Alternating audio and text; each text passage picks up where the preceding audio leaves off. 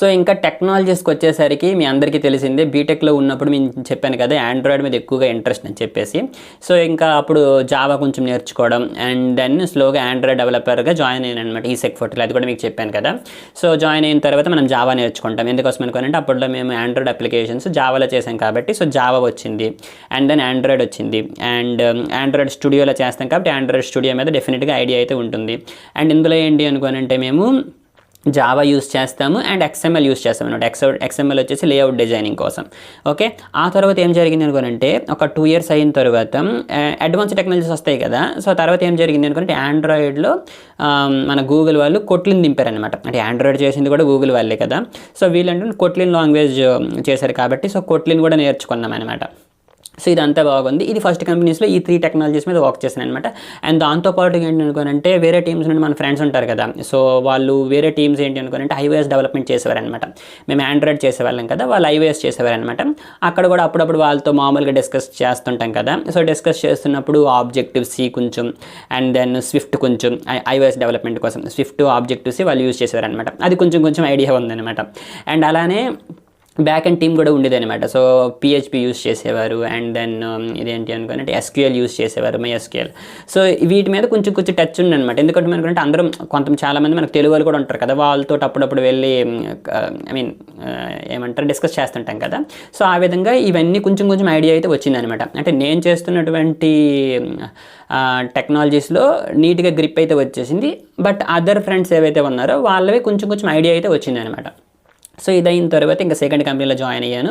మీకు చెప్పాను కదా. సో సెకండ్ కంపెనీ వచ్చేసి మన యొక్క సాస్కేన్. సో సాస్కేన్ వచ్చేసి సర్వీస్ బేస్డ్ కంపెనీ అని చెప్పాను కదా. సో వీళ్ళు రిక్రూట్ చేసుకున్నారు. రిక్రూట్ చేసుకున్న వెంటనే మనకి క్లయింట్కి పంపించేస్తారనమాట.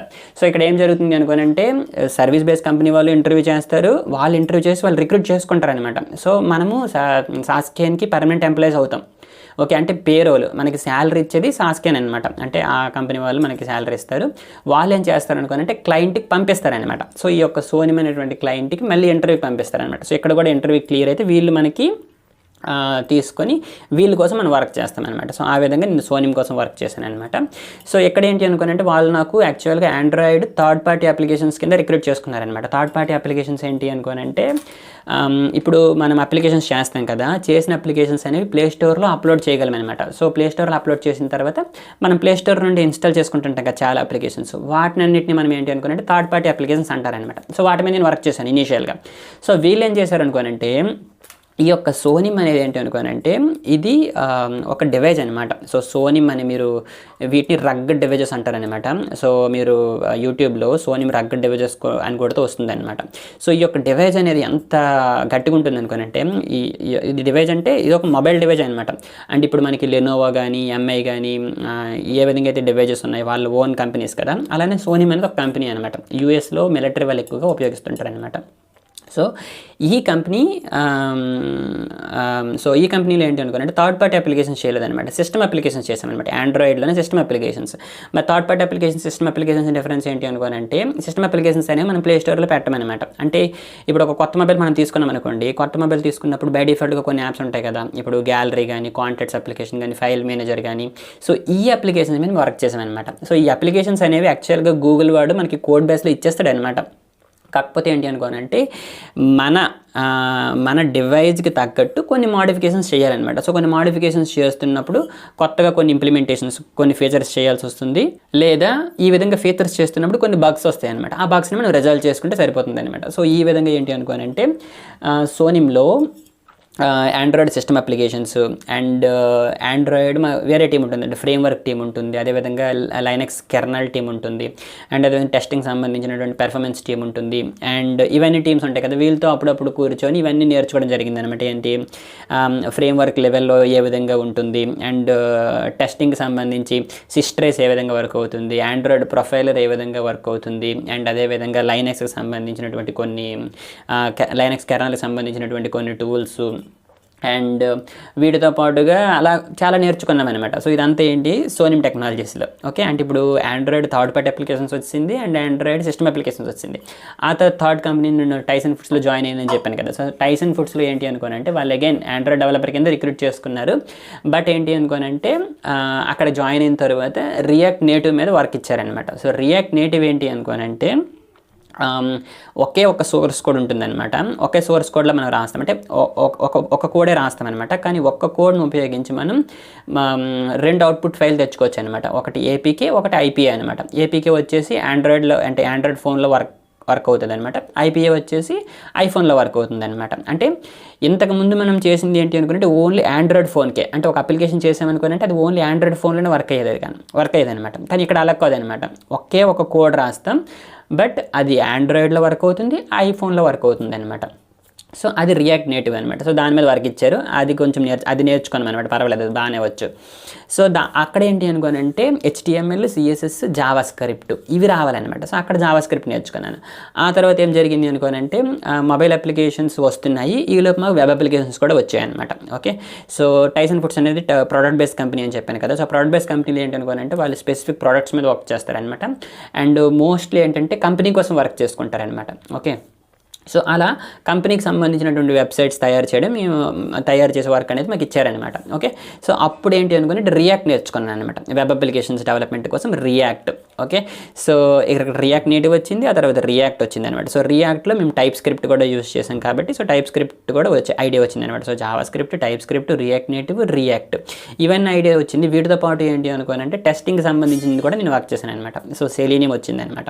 సో సెలీనియం చేస్తున్నప్పుడు ఏంటి అనుకుంటే మనం జావా యూస్ చేయొచ్చు లేదా పైథాన్ యూస్ చేయొచ్చు. సో పైథాన్ అనేది కొంచెం ఈజీగా ఉంటుందని నేను గూగుల్లో సెర్చ్ చేస్తే అప్పుడు పైథాన్ నేర్చుకున్నాను అనమాట. సో ఈ పైథాన్ యూస్ చేసి సెలీనియం ఆటోమేషన్ టెస్టింగ్ చేస్తాను అనమాట. సో నాకు ఇప్పుడు సెలీనియం వచ్చేసింది, పైథాన్ వచ్చింది, ఇంతకుముందు మనకి జావా ఎలాగా వచ్చు. దాంతోపాటుగా ఈ యొక్క సెలీనియం ఆటోమేషన్ ఏదైతే చేశానో ఇది ఆటోమేటిక్గా జాబ్ షెడ్యూల్, అంటే ఆటోమేటిక్గా ఎవ్రీ 50 minutes కాల్ అవ్వడానికి కోసం, అంటే ఈ యొక్క స్క్రిప్ట్ జెంకిన్స్ మీద వర్క్ చేయమన్నారు. సో జెంకిన్స్ వచ్చింది అనమాట. సో జెంకిన్స్ వచ్చింది, ఆ తర్వాత పైప్ లైన్స్ ఏ విధంగా వర్క్ అవుతాయి, ఆ యొక్క ఐడియా అనేది కొంచెం వచ్చింది అనమాట. ఓకే, అంటే మనం రాసినటువంటి కోడ్ గిట్లోకి వన్స్ పుష్ చేసిన తర్వాత ఆటోమేటిక్గా ఈ యొక్క పైప్ లైన్ ఏ విధంగా కాల్ చేయాలి. సో ఆ పైప్ లైన్ కాల్ చేసినప్పుడు ఆటోమేటిక్గా ఈ యొక్క సెలీనియం పైథాన్ స్క్రిప్ట్ అనేది ఏ విధంగా రన్ చేయాలి, ఆ విధంగా వచ్చినటువంటి అవుట్పుట్ ఫెయిల్ అయితే ఒక మెయిల్ ఏ విధంగా పంపించాలి. సో ఇవన్నీ నేర్చుకోవడం జరిగిందనమాట. ఓకే, సో ఈ విధంగా టోటల్ ఈ యొక్క 3 కంపెనీస్లో ఆల్మోస్ట్ ఇటు ఒక ఫ్రంట్ ఎండ్ అవ్వచ్చు, ఆ తర్వాత బ్యాక్ ఎండ్కి సంబంధించినటువంటిది కూడా Node.js అండ్ మన యొక్క నోడ్లో రాస్తున్నప్పుడు APIs రాస్తున్నప్పుడు Express.js అండ్ దెన్ మిడిల్ వేర్స్కి సంబంధించి ఇవన్నీ టచ్ చేస్తానమాట. సో ఆల్మోస్ట్ ఏంటంటే ఒక ఐడియా మనకు వచ్చేస్తుంది అనమాట. ఓకే, ఇది ఎలా వర్క్ అవుతుంది, ఈ టెక్నాలజీస్ ఉంటాయి అని చెప్పేసి. సో ఇవన్నీ వచ్చిన తర్వాత నాకేమనిపించింది అనుకోనంటే ఏమనిపించలేదు యాక్చువల్గా. కరోనా స్టార్ట్ అయ్యింది. సో కరోనా స్టార్ట్ అయిన తర్వాత ఇంట్లోనే ఉండడం జరిగింది. సో ఇంట్లో ఉండేసరికి ఈ గేమ్స్, ఈ మూవీస్ ఇవి కాకుండా నాకేమనిపించింది అనుకోనంటే మనకు కొంత టెక్నాలజీస్ అయితే వచ్చు కదా, సో వీటి గురించి వీడియోస్ చేద్దాం యూట్యూబ్లో అని చెప్పేసి ఒక ఐడియా అయితే వచ్చిందనమాట.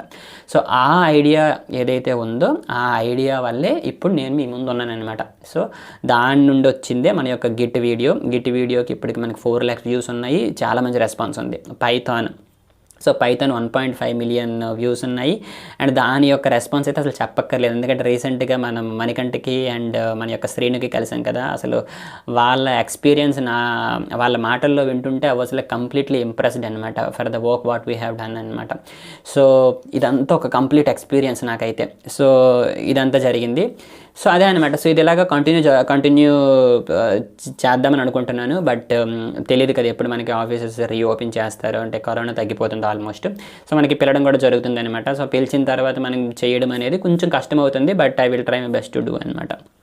ఓకే, సో అది ఇప్పుడు వరకు ఈ టెక్నాలజీస్ అన్నీ మనకు వచ్చాయన్నమాట. సో వీటన్నిటి మీద అండ్ ఇంక చెప్పడం మర్చిపోయాను కదా, ఫ్లట్టర్ కూడా వచ్చాయన్నమాట. ఫ్లట్టర్ మనం డాట్ లాంగ్వేజ్ యూస్ చేస్తాం, అది కూడా గూగుల్ వాళ్ళు డెవలప్ చేశారనమాట.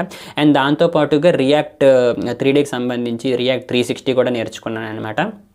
అండ్ వీటితో పాటు ఫోటోషాపింగ్కి సంబంధించినటువంటి కొన్ని మనకు కూడా తెలుసు అనమాట. ఫోటోషాప్కి సంబంధించి ఇంక్స్కేప్ నేను యూస్ చేస్తాను, అండ్ అదేవిధంగా Adobe Photoshop, after effects, and అదేవిధంగా మన యొక్క అడోబీ ప్రీమియర్ ప్రో ఇవి నేను ప్యారల్గా నేర్చుకుంటున్నాను అనమాట. సో ఇవన్నీ చెప్పే స్కోప్ అయితే ఉందన్నమాట. సో దీనికి కావాల్సింది ఏంటి అనుకోనంటే it's just about your support అనమాట.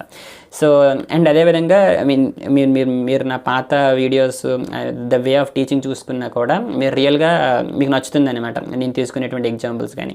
సో ఇవన్నీ నేను యాక్చువల్గా చెప్పాలనే ఉంది, బట్ ఏంటి అనుకోనంటే కొంచెం సపోర్ట్ అనేది అంటే సపోర్ట్ అంటే లైక్ ఐ మీన్ లైక్ కానీ సబ్స్క్రైబ్, సో ఇవి చేస్తుంటే మనకు ఒక మోటివేషన్ అనేది వస్తుంది అనమాట. ఓకే, సో అది సో నాకు తెలిసినటువంటి టెక్నాలజీస్ ఇవన్నీ అనమాట. సో వీటి మీద నేను వీడియోస్ చేయడానికి అయితే నేను ట్రై చేస్తాను. Okay, thank you all, good bye.